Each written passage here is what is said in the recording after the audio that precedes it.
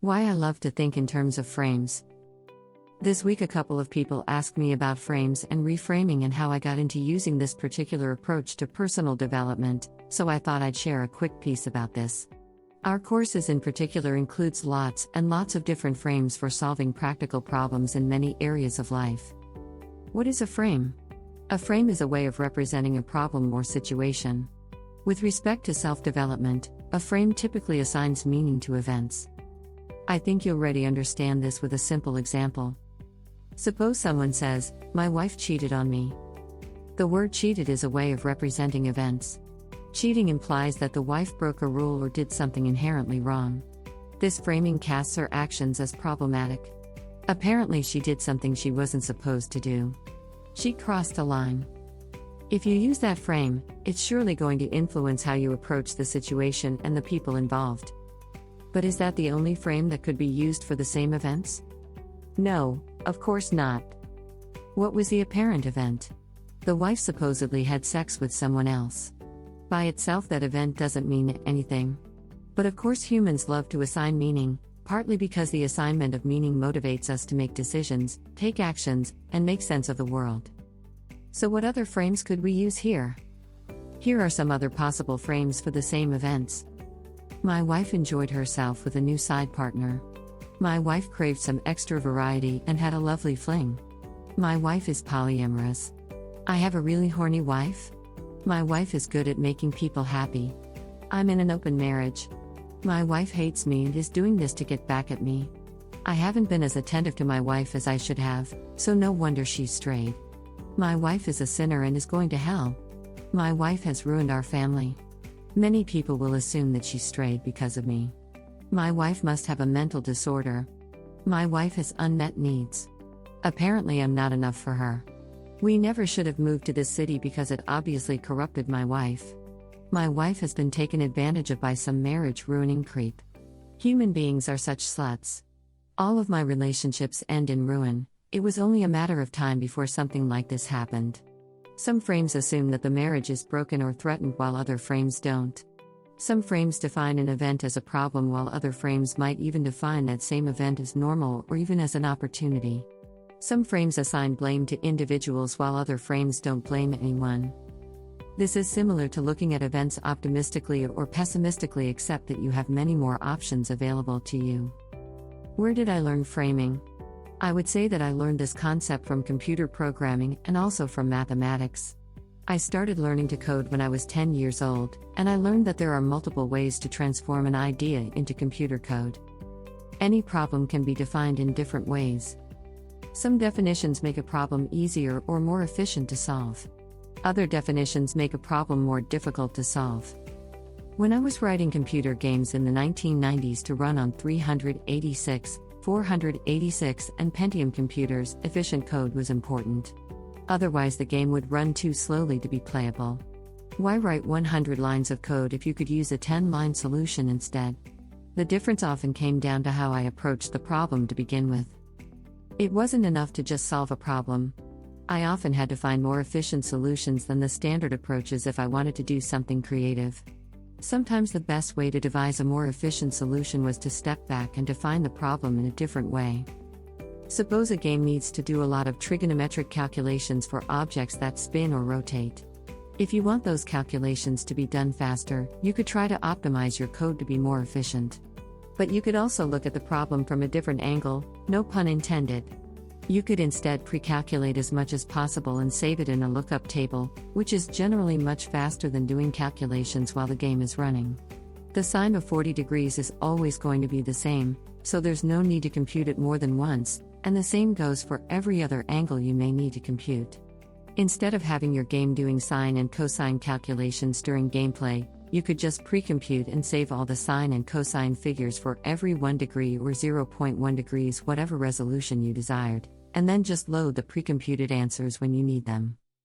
On a similar note, I remember learning a technique called compiled sprites. Instead of saving animations as graphics and using standard functions to display them on the screen, for a couple of games I did some extra pre-processing of the graphics to essentially turn them into code. So if I needed to draw a dragon on the screen, I bypassed drawing the dragon with a general purpose drawing algorithm, i.e., a block transfer or blitting function, and I had the computer pre-generate custom code specifically to draw the dragon in a more efficient way. So I basically reframed the dragon as code instead of as graphics. I suppose a less geeky analogy would be if instead of filling your fridge with food from the grocery store, which you must assemble into meals, you had someone come over and do a week's cooking for you, and then they stored all the complete meals in your fridge for you to enjoy later. Some years ago I hired a local chef to do that for a few months, and it was indeed more efficient to have a fridge full of meals instead of a fridge full of ingredients to make meals. In mathematics I also learned that if I wanted to solve a problem, there were usually many ways to do it. Sometimes a problem that would take 20 steps to solve with a textbook approach could be solved in 5 steps if I just looked at it from a different angle to begin with. So I got into reframing for efficiency reasons. The purpose of reframing was to find a smarter or quicker way to solve a given problem. It's not about working harder. It's about using less energy and effort to get a similar or better result. Reframing for motivation. There's also the fun and engagement factor to consider. Some approaches to problem solving are boring while other approaches can be more lively and stimulating. When I was younger, I often got stuck partway through big creative projects. I was good at starting big projects, but I wouldn't always be able to maintain enough momentum to finish them, especially when I ran into setbacks along the way. I suffered from a lot of partially finished projects. Of course, when you don't finish a creative project like a computer game, it provides no value for anyone else, and you get paid nothing. At least that's how it worked while I was an indie developer. I invested years in projects that were never completed. They were learning experiences at least, but it would have been nicer if I could have moved more of them across the finish line. Reframing helped me remedy that situation, so now I'm way better at fully finishing big projects. They may sometimes take longer than I expect, but I have gotten good at finishing them. Since 2018 I launched and published 4 major courses which collectively include more than 200 lessons as well as tons of bonus content. Soon we'll be launching our 5th course, called Guild, which is about social alignment, and I'm super confident that will be completed too. Reaching this point also gives me more flexibility to experiment since even when I'm doing something a bit unusual, I know how to stay motivated till it's complete, and I have reframing to thank for that. Instead of framing course development as a solo creative endeavor, I frame each new course as a social experience. Instead of going into my cave and working on my biggest creative projects alone for months on end, my creative projects are more like spirited parties that I invite people to attend. So first I invite the people, and then I engage with them and do my best to serve them creatively, lesson by lesson, till the course is complete. This approach is very effective and satisfying, and it's a win for all involved. This people-first framing works really well for me, as opposed to the content-first framing I tried using in the past. I realized I also use this framing for blogging, which is why I'm still actively blogging after more than 17 years on this path, and I still feel motivated to do it. Sometimes I take weeks off from blogging, often because I'm being more active in Conscious Growth Club or maybe working on personal projects, but I still enjoy writing and intend to keep going with it. I don't think of blogging so much as writing content but rather as communicating with real people. The content framing often feels a bit cold and even creepy to me. So blah and lifeless. I find it more motivating to know that I'm always writing for real human beings, and the motivate to write arises from the flow of energy among us. For many days in a row now, I've been reading feedback from people about their intentions and desires for the new Guild course. I emailed my list 8 days ago and shared a bit about the course, inviting people to tell me more about their social challenges. As I read and take notes and reflect upon what people are sharing, my motivation to do the course is increasing day by day, and so is the flow of creative ideas for what we could include. I'm also thinking of doing something a bit more creative format-wise for this course. I'm not sure what the exact launch date will be, but I always get a strong signal when it's time to launch. And I often find that this syncs up pretty well with when people are feeling ready to begin.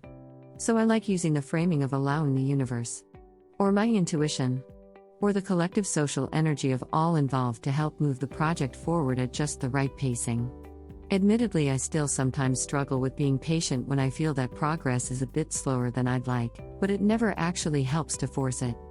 As long as the social energy has been invited in, I know that I need to trust the way this energy likes to engage and let it work its magic, and an avalanche of creative flow will soon follow. I can always tell that we're getting closer to launching when the feeling of motivation starts amping up. Applying framing to personal development. Whenever I get stuck with a particularly challenging problem, I like to step back and consider how I'm framing it. What is the problem I'm trying to solve? What is the goal I'm trying to achieve? I love to write out my intentions and reflect upon them. That helps me see their potential limitations. Then I consider other ways of looking at the same situation. What other angles could I use? What other kinds of intentions could I set? Being flexible with my framing allows me to solve many problems more enjoyably and more efficiently. I especially pay attention to how a particular framing affects me emotionally. Many common frames seem very boring, and if I use them, I'm not going to feel very motivated. Trying to make more money is one example. By itself, that framing is an all-around dud. I prefer to think of money as the result of doing something fun, engaging, creative, and socially beneficial.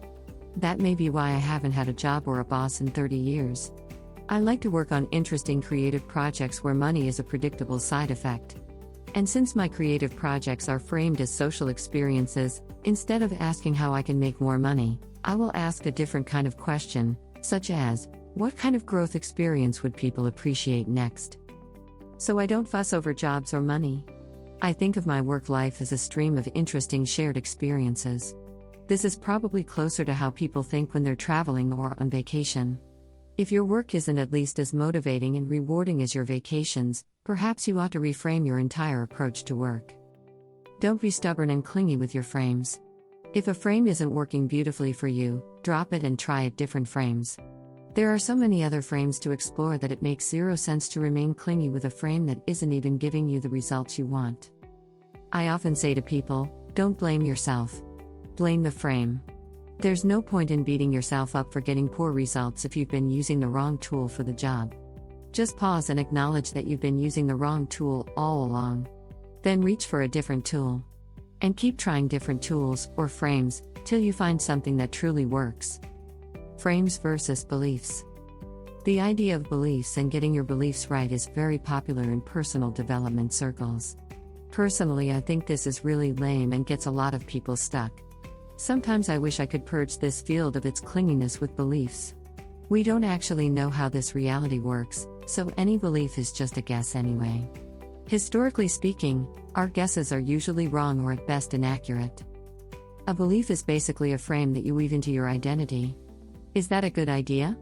Well, imagine taking a hammer and gluing it to your palm. You'll surely get really good at hammering if you do that, but it's going to get in your way and limit your performance sooner or later. Heck, maybe that's why your wife cheated on you, winking face. You can use beliefs, but do so very sparingly. I'm willing to weave veganism into my identity and make that a permanent part of my character because I've been vegan for more than 25 years, and there are no appealing alternatives, nor do I expect there ever will be. I'm happy to solidify that framing in terms of my behaviors. Even so, I still have access to the frames that I used before I was vegan, and while I don't use them behaviorally anymore, I can still use them to understand other people's behaviors. Most of the time, however, it's best to stay nimble and flexible with your framing. I don't subscribe to any religions or philosophical systems because they're all limiting. I prefer to keep my mindset adaptable because that gives me many ways to solve problems and keep making interesting improvements. Just as I learned to write computer code in multiple programming languages, I like being able to think with different mindsets. There isn't one mindset to rule them all. There are some really powerful and versatile tools, but I don't need any of them glued to my palm.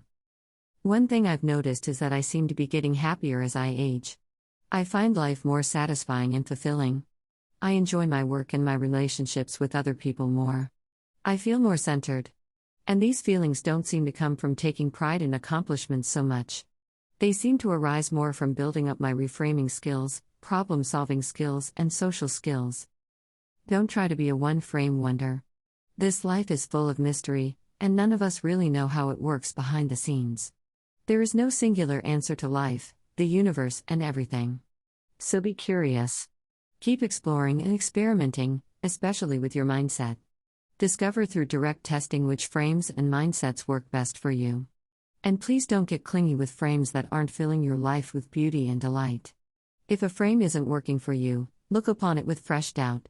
Doubt is actually the key to reframing, such as when you say, I doubt this is the best way to define the problem. Could there be a better way of looking at this? You think? Of course, there's a better way.